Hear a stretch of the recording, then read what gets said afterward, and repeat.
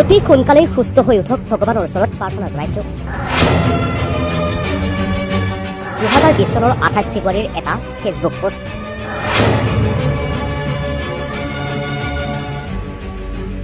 চনৰ 28 ফেব্ৰুৱাৰীৰ দিনটোত প্ৰয়াত ৰাজীৱ খদিয়াই দিয়া এটা ফেচবুক পোষ্ট পুনৰ সামাজিক মাধ্যমত চৰ্চাত।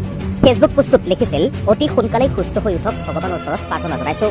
তলত এখন ফটো দিছিল, এয়া অসমৰ হাৰ্টথ্ৰব জুবিন গাৰ্গৰ। কাৰণ এইটোৱেই আছিল, জুবিন গাৰ্গ তেতিয়া অসুস্থ হৈ পৰিছিল। চিকিৎসালয়ৰ বিচনাত জুবিন গাৰ্গ চিকিৎসাধীন হৈছিল। সেই সময়তেই প্ৰয়াত গণশিল্পী ৰাজীৱ খদিয়াই এটা ফেচবুক পোষ্ট দিছিল। ফেচবুক পোষ্টটোৰ কেপচন আছিল, এয়া প্ৰয়াত ৰাজীৱ খদিয়াৰ 2020 চনৰ 28 ফেব্ৰুৱাৰীত দিয়া ফেচবুক পোষ্টটো এতিয়া সামাজিক মাধ্যমত চৰ্চাত।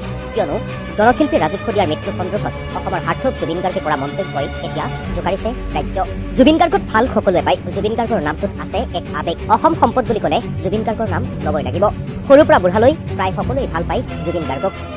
এনে এটা সময়তেই 2025 চনৰ ভোগালীৰ আনন্দ উল্লাসৰ মাজতেই এগৰাকী গণশিল্পীৰ মৃত্যুত পুনৰবাৰ জুবিনৰ বিষয় চৰ্চা হৈ পৰিছে। ভোগালীৰ উৰুকাৰ দিনটোত গণশিল্পী ৰাজীৱ খদিয়াই সকলোকে শোকাস্তব্ধ কৰি গুচি গৈছিল এই পৃথিৱীৰ পৰা। হয়, ৰাজীৱ খদিয়া। ৰাজীৱ খদিয়াৰ নামটো হয়তো সকলোৱে চিনি নাপাবও পাৰে, কিয়নো ৰাজীৱ খদিয়াই গ্লেমাৰ লৈ ভাল পোৱা নাছিল। জনপ্ৰিয়তাও বিচৰা নাছিল ৰাজীৱ খদিয়াই। কেৱল